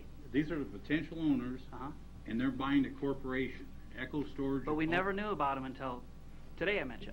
Well, I think Mark has been at some of the public meetings. He was here at the last. Mark's not the owner, though, right? Well, he works for us. Okay. He works for us. I think we pointed out that I've been pretty transparent with the McConnells that I have to retire. And you have, and I think that's why I got laid over when we're here right now today, because of if we're going to talk about a level of commitment on moving forward to make sure this is an operation that's what we want it to be, how come we weren't aware that once approved, this was going to be sold? At city planning, if this was brought up 5 weeks ago, or July 5th was the date, and McConnell pointed out that I'm going to retire. The city of Omaha told him, says this is not an unusual situation where the owner applies for it and then it's transferred at a later date. This is not something that just came up today or the last 2 weeks. This has been on the record since July 5th of this year. You can look up the minutes on the city planning. But I suppose in hindsight, maybe we would have spent more time with you, we all and the neighbors ourselves. We've had Mark there. Danielle and Jerry have been our representatives the whole time. But we felt it's Tom's property, it's not ours. Our purchase is conditioned on this, but you know, as we got into the process, Mr. Slesky and Danielle both advised us that maybe we should come out and tell them a little bit more about ourselves and what our plans are and what our history is. And so we did that, but we weren't at first. We thought this is Tom's property; it's not ours. So sure. And, and like I said, I think that's where the problem originally came from, where it's almost like, well, who is this mysterious buyer, and why weren't you involved? It was because we thought it was Tom's property and it was his job. But I would really rather we had come forward sooner. It was a mistake. It might have made a big difference for me, and including some of the neighbors, because it almost feels like there was something behind the scenes. There's nothing clandestine about this. This is about Mr. McConnell has known about this since probably April. I am under my contract states that I'm not supposed to discuss this with anyone. I just told him that we had a serious buyer that was going to do a good job, and I'm completely positive that these gentlemen are going to do a good job, and it's going to be a better situation than it is today. So just to reiterate, there's going to be odor we can't control. There's going to be more traffic, which is already going to be stressful on the roads down there. I know we talked about, Mr. Paultani, you and I, about the washboarding that goes on along Dahlman from these heavy vehicles. So now we're going to add to that. What I told you on that washboarding is we have water that pools up and down on each side of Dahlman. That water migrates underneath the pavement. These trucks drive on. That's what causes the washboarding. The city spent a lot of money out there 2 years ago. They repaved Dahlman, and it's going to you're going to continue to have those problems. until you get the water into the drains and keep the water from ponding on the side of the road. There's a area down there, I think I pointed out to you, that the water builds up in their material, migrates out there, and it stays after, we're dry right now, but if you go drive down there after rainy time, you'll see for days water will migrate off there, lay down next to Dahlman, migrate underneath the street, and that's what's causing your problems. The trucks aren't causing problems because the street was designed properly.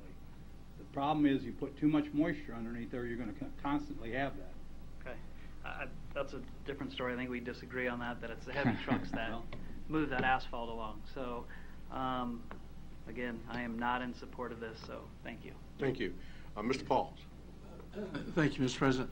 To me, where I'm sitting at right now, I see the special unit, special permit is sort of be the checks and balance. You know, I mean, that's how I view this. But I just have one question, because I'm sitting here, I keep hearing Iowa, and several years ago, I think I voted on a bill that restricted some of the ability of moving waste or recycling to Iowa. It had to be in a Nebraska landfill. I may be wrong. The majority of all the recyclables, we sell them in the city of Omaha. Every bit of the recyclables, we get the cardboard, plastic, everything. The waste, the absolute what you can't recycle, will most likely end up in the landfill in Malvern, Iowa. Okay. So one point on that, it was an interesting point I thought of when quite later. You always think of things after. The volume that we're taking that we would take to Iowa would basically be displacing volume that's going to David City, because our real main competition would be River City, and that volume doesn't go to Pheasant Point. That all goes to David City. We will pay at the transfer station the normal state fee. So just to. Oh, so that's how the state recaptures that. Okay. So the state will get their fee. Okay. Okay. Thank you. Thank you. There are no more lights. I've got a couple of questions, and then I have a couple of comments that I would like to make. First of all, I was a no when this first came up. I was a yes coming into today, and then I got a phone call that has disturbed me a little bit. But I want to flesh that out before I make any comments, and it has to do with a memorandum of understanding that exists between the city of Omaha and Douglas County. And Mr. Kratz, I guess I'm wondering, based on the phone call that I got, there were concerns about lost tipping fees, lost revenue, a couple of other things like that, and potential issues with the memorandum of understanding. And I guess I just want to, haven't had a chance to read it or anything, but I just wanted to get your opinion about it at this point. Paul Kratz, City Attorney. If you don't mind, I'm going to let Alan Thielen respond to that.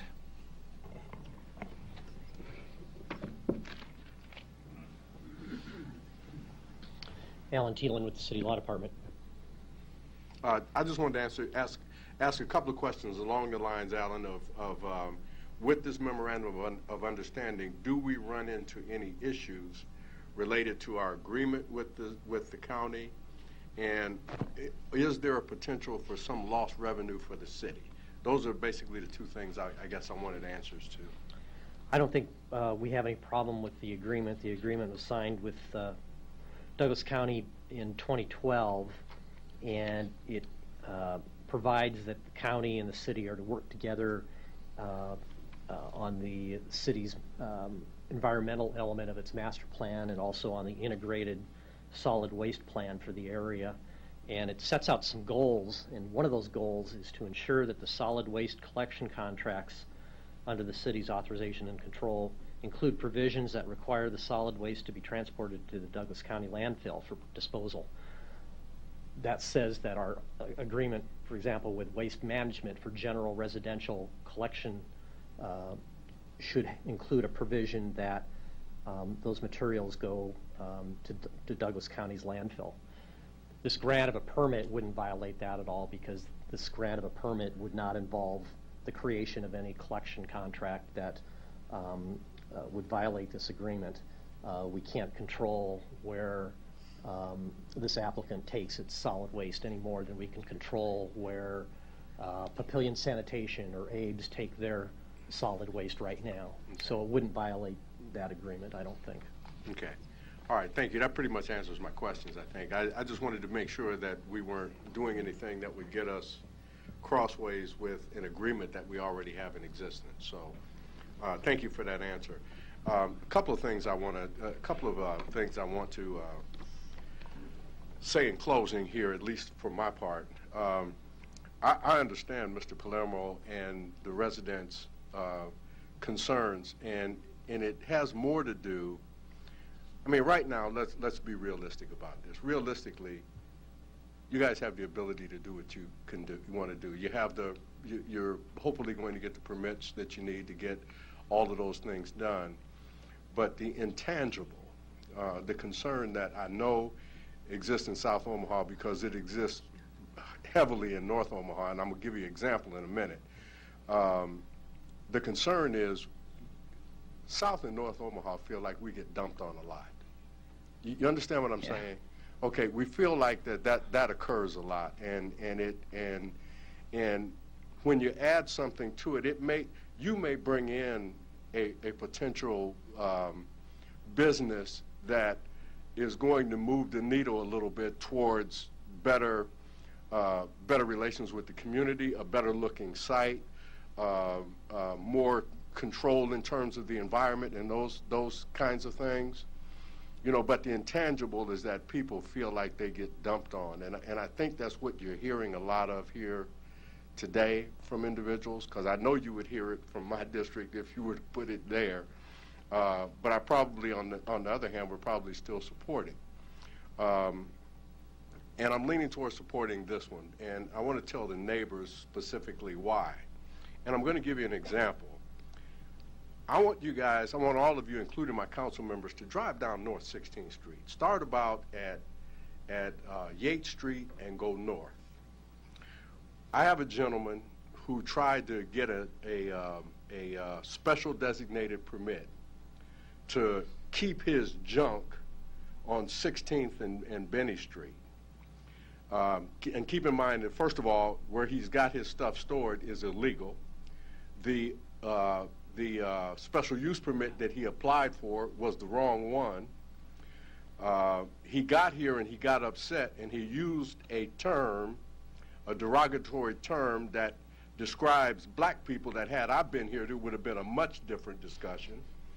But this individual now has moved to another site on 16th Street that is still illegal. He has put up a fence illegally. He has put this dump stuff in illegally. And let me tell you, Planning Department knows it's illegal. Parks Department knows it's illegal. Public Works knows it's illegal. The Police Department knows it's illegal, and I know it's illegal. But we can't do anything to him because he doesn't have anything like a special designated permit that we could hold on to and yank his chain. That exists currently in my district. That exists currently up and down 16th Street in North Omaha. In this particular instance, we have the ability to yank his chain if they don't operate in a manner that we think is appropriate or in a manner that is detrimental to the neighborhood. We have the ability to do something with that, unlike not having the ability to do something to this guy in North Omaha that everybody sitting up here knows is illegal, and we still can't get to him, other than to find him and do. First of all, we can't find. Now, we could find him when he wanted to do his special designated permit, but now it seems nobody in the city can find this guy. This is a different set of circumstances in that we have the ability to make this company stay in compliance. And so for those reasons, and I wanted to give you that example so that you know my thinking about why I'm leaning towards supporting this, because we got a method to get at this company. We don't have a method to get at these other people. I wish we did, and I'm looking for a way all the time to try and do it, but the fact of the matter is we have that. And so in this particular instance, as Ms. Melton talked about, the site is going to look significantly better than it looks today. And I have 2 council members that are asking that they go ahead and put in that mist system ahead of time rather than wait for something to happen or occur, and I'm supportive of that. And so in this particular instance, I think, I think you have done, what you need to do. And I think that we're going to hold you to the good faith and make sure that you do what you say you're going to do, and that you're going to support and work with the neighbors and do some of the extra things that we talked about, in addition to, this facility that I'm sure is going to look a lot better than the facility as it currently exists. So, with that, I'd entertain a motion at this point, because I've made my points, I think, and I do understand the frustration that neighbors have in South Omaha, because we have it in North Omaha. I feel like we get dumped on all the time. Mr. Palermo. Mr.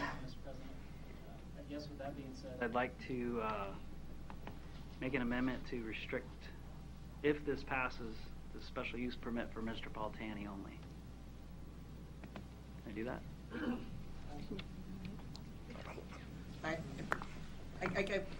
I guess when I asked for it, I wanted the special use permit to be for the new owner, because it's the new owner that's going to be doing that's putting in the misting station and doing all the improvements.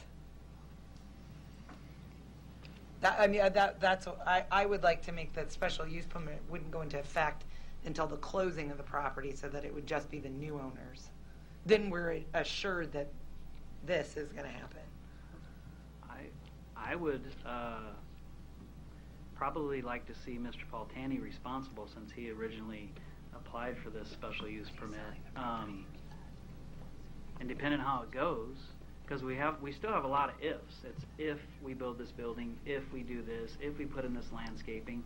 There's no guarantees. We could approve this today, and they could start dumping garbage in there and lock the gate. And that's just the bottom line. Mr. Gray just said it. We don't have any guarantees once we approve this.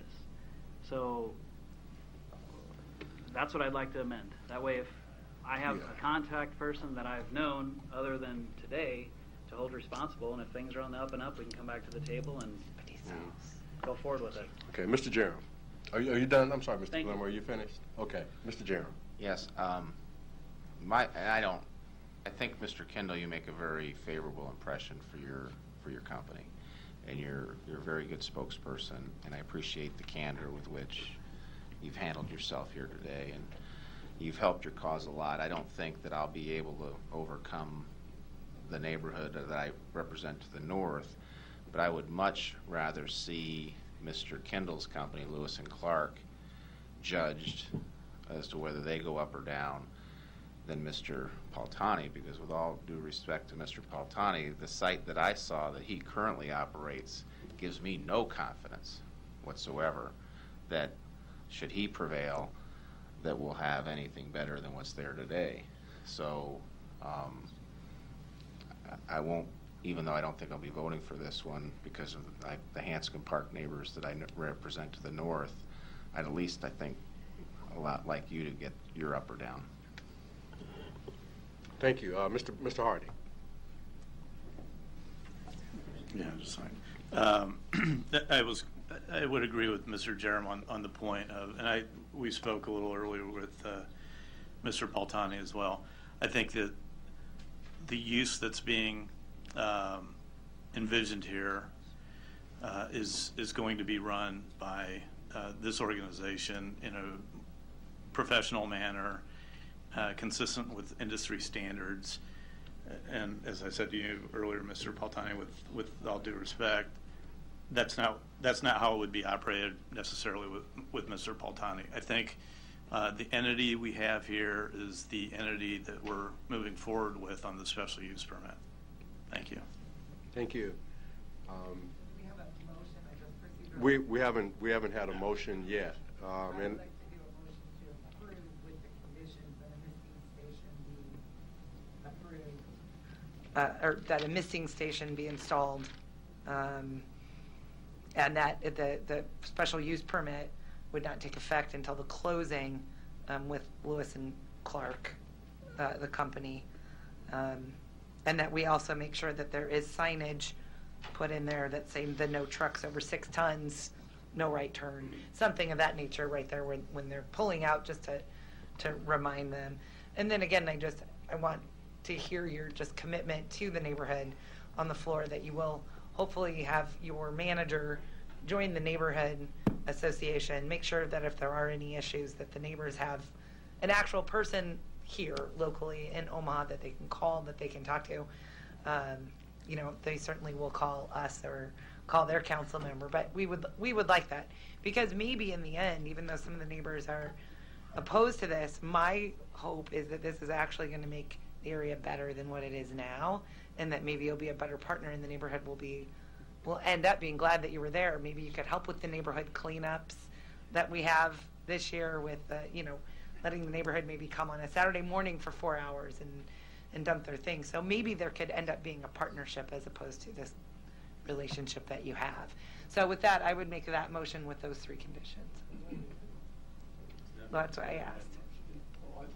No, there was no motion. Is there a second?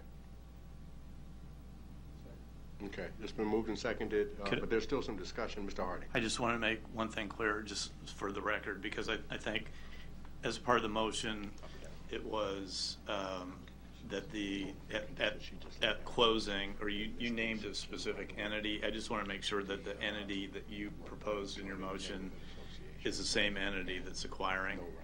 Sure, it's actually going to, technically speaking, going to be a forward merger. You know, we're setting up an entity that will merge into Eco-Storage. Our entity will be called Eco-Storage as well. So I don't know if we could say upon completion of a forward merger with a subsidiary of Lewis Clark Recycling and Disposal. I just wanted to make sure we weren't making a motion that at closing then was. What's at closing? Yeah, and it would be the completion of a forward merger with a subsidiary of Lewis Clark Recycling and Disposal. Okay, a subsidiary of Lewis and Clark. Right. Okay. By the way, it's Lewis Clark. Lewis Clark. Lewis and Clark's taken. Sorry. Lewis and Clark just comes out easily. Lewis Clark, a subsidiary of Lewis Clark, would be the motion. Okay, and it's been seconded by Mr. Pauls. Mr. Harding, you made your comment. Or do you have any other comment? Okay, Mr. Palermo. I guess just for clarification for myself too, so we're gonna make a motion for a special permit to a company that doesn't own the land, but for future purchase of this land, because when I originally asked why I didn't meet you until today, it's because you said you didn't own the land. But now we're going to approve a special permit for somebody who doesn't own the land? Well, at closing, that's fairly standard. At closing? I'm sorry, yeah, at closing. A lot of when we're doing things of matters of zoning, a lot of times those are, you know, that attaches at closing. That's not an uncommon thing. And that would make sure that the landowner is the one that the special use permit, that will be accountable on the special use permit. It'll be the actual, the new owner. It was kind of my point of how we got to this point, because we didn't do it that way in the beginning. So, thank you. Okay. There's a motion and a second to approve. There are no further lights. Roll call. Festerson. No. Harding. Yes. Jerem. No. Melton. Yes. Pauls. Palermo. Mr. President. Yes. Motion passed 4-3. Thank you. Thank you. We are.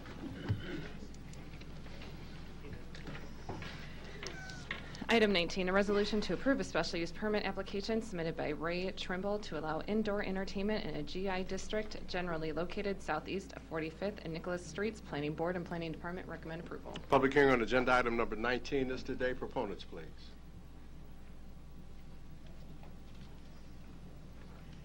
My name's Ray Trimble, 4383 Nicholas, and I'm here really to answer any questions or concerns. This is the final piece of a project that we've had under construction and been here many times for the last 8 years, and it's doing very well.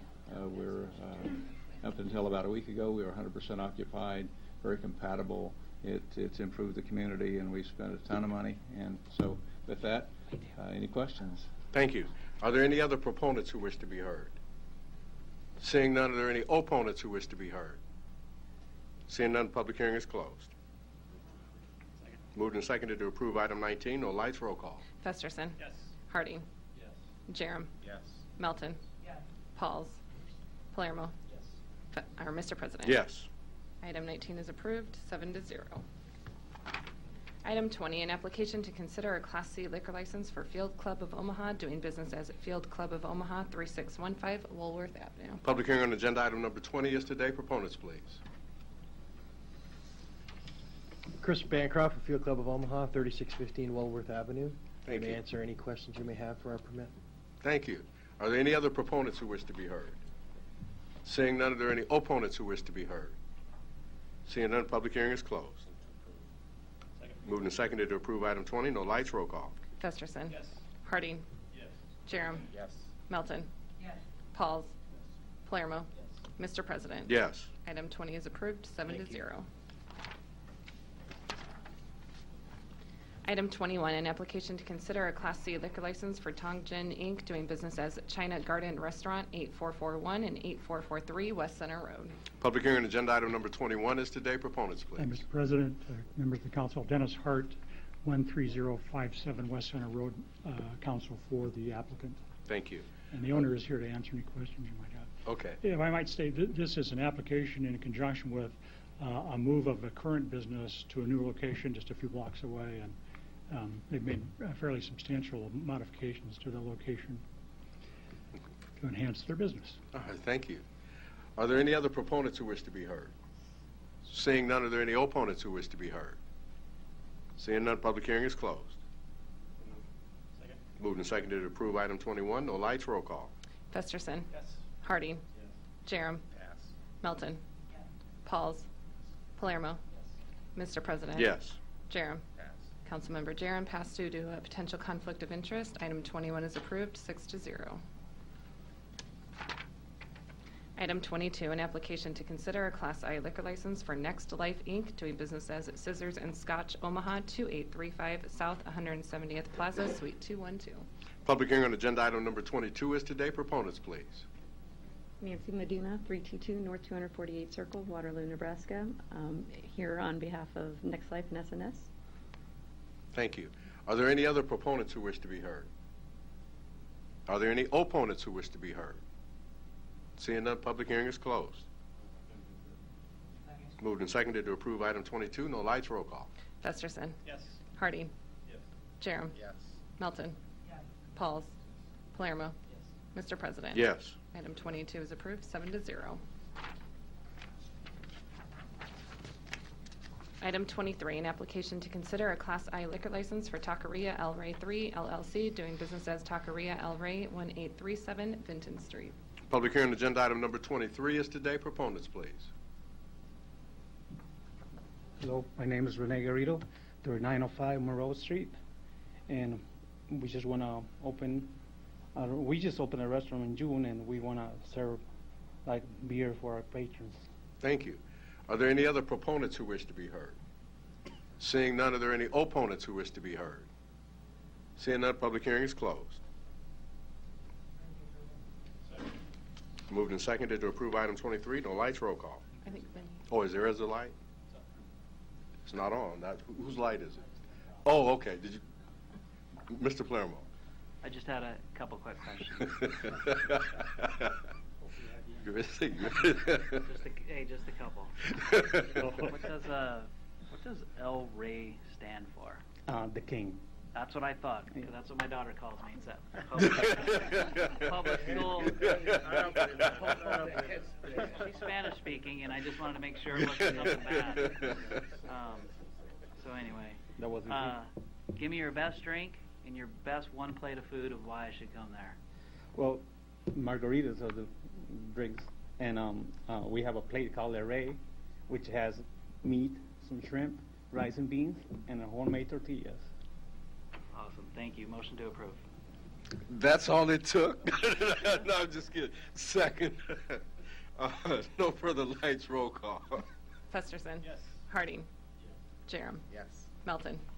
Pauls. Palermo. Mr. President. Yes.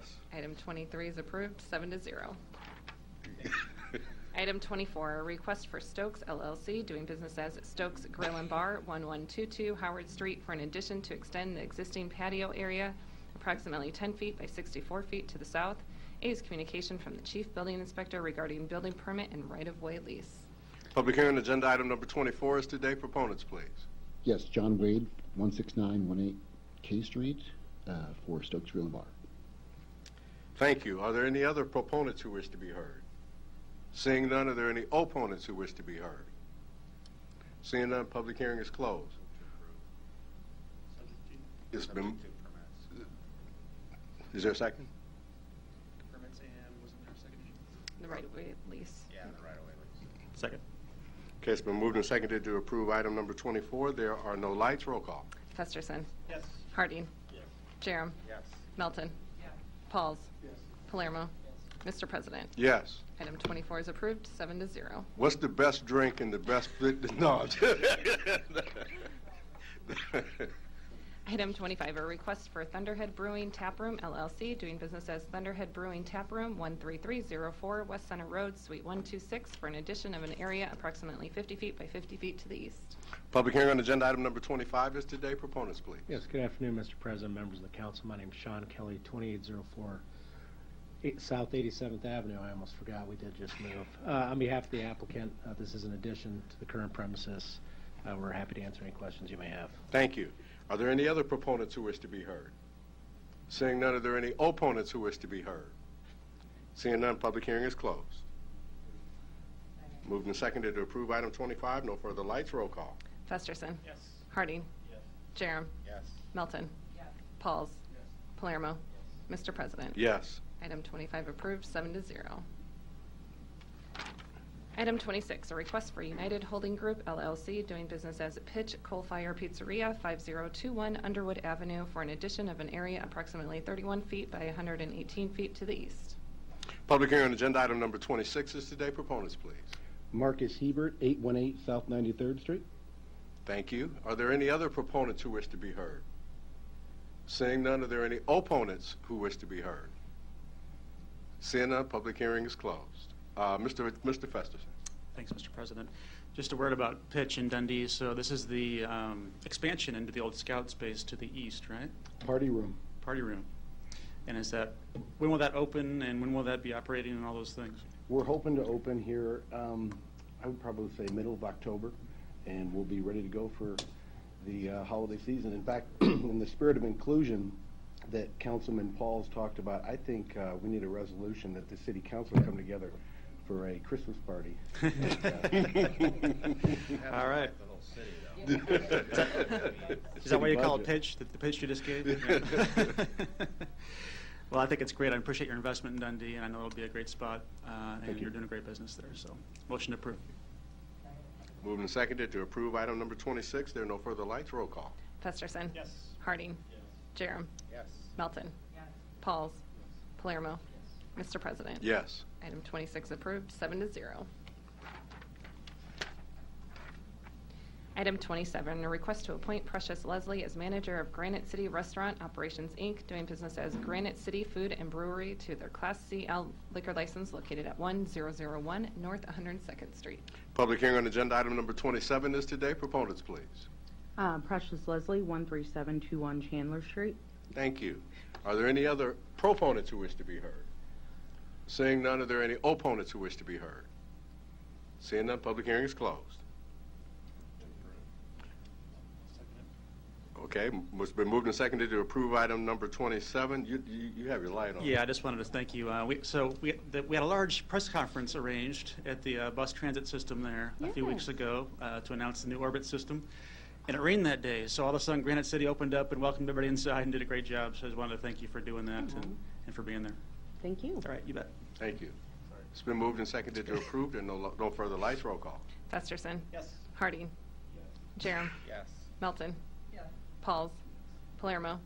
Mr. President. Yes. Item 27 approved, 7-0. Thank you. Consent agenda. Any member of the City Council may cause any item placed on the consent agenda to be removed. Items removed from the consent agenda shall be taken up by the City Council immediately following the consent agenda in the order in which they were removed, unless otherwise provided by the City Council Rules of Order. The public hearings on agenda items numbers 20, 28, and 29 were held on August 29, 2017. No further lights. Roll call. Festerson. Yes. Harding. Jerem. Yes. Melton. Pauls. Palermo. Mr. President. Yes. Items 28 and 29 approved, 7-0. The public hearing on agenda items numbers 30 through 51 are today. If you wish to address the City Council regarding these items, please come to the microphone, indicate the agenda item number you wish to address, identify yourself by your name, address, who you represent, and if you are a proponent or an opponent. Seeing none, the public hearing is closed. Second? Oh, moved and seconded. No lights. Roll call. Festerson. Yes. Harding. Jerem. Yes. Melton. Pauls. Palermo. Mr. President. Yes. Items 30 through 51 approved, 7-0. Item 52, a resolution to approve a settlement of the case entitled Jasmine McMiller versus Fred Heichel et al. In the amount of $40,000. Public hearing on agenda item number 52 is today. Proponents, please. Seeing none, are there any opponents? Seeing none, public hearing is closed. Second, roll call. Festerson. Yes. Harding. Jerem. Yes. Melton. Pauls. Palermo. Mr. President. Yes. Item 52 approved, 7-0. Pursuant to City Council Rule 7F, agenda item 53 shall be laid over 3 weeks for publication and public hearing. Pursuant to City Council Rule 7D, the public hearings on agenda items 54 through 56 shall be held on the third reading. Item 57, an ordinance approving a redevelopment tax increment financing loan agreement with the Omaha Hotel Partners, LLC, to implement the Cambria Suites Hotel at the Yard Tax Increment Financing Redevelopment Project Plan located at 740 North 14th Street for the use of up to $2,237,000. Public hearing on agenda item, what number was that again? 57. 57, okay. Agenda item number 57 is today. Proponents, please. Bridget Hadley, City Planning, here to answer questions you may have. Thank you. Are there any other proponents to be heard? Seeing none, are there any opponents who wish to be heard? Seeing none, public hearing is closed. Next item. Item 58, an ordinance to amend certain portions of various special levy ordinances to remove an assessment on property owned by the City of Omaha located at 3325 North 36th Avenue. Public hearing on agenda item number 58 is today. Proponents, please. Seeing none, are there any opponents? Seeing none, public hearing is closed. Next item. Pursuant to City Council Rule 7D, the public hearings on agenda items 59 through 61 shall be held on the third reading. Pursuant to City Council Rule 7C, the public hearings on agenda items 62 through 69 shall be held on the second reading. Item 71, a resolution to approve an agreement with the U.S. Department of Housing and Urban Development for reimbursement for administrative costs and processing housing discrimination complaints arising within its jurisdiction for the time period of July 1, 2016 to September 30th, 2017 in the amount of $98,830. Public hearing on agenda item number 71 is today. Proponents, please. Seeing none, are there any opponents? Seeing none, the public hearing is closed. Motion approved. Moved and seconded to approve. No lights. Roll call. Festerson. Yes. Harding. Jerem. Yes. Melton. Pauls. Palermo. Mr. President. Yes. Item 71 approved, 7-0. Motion adjourned. Roll call. Festerson. Yes. Harding. Jerem. Yes. Melton. Pauls. Palermo. Mr. President. Yes. Motion passed, 7-0. Meeting adjourned at 4:02 p.m.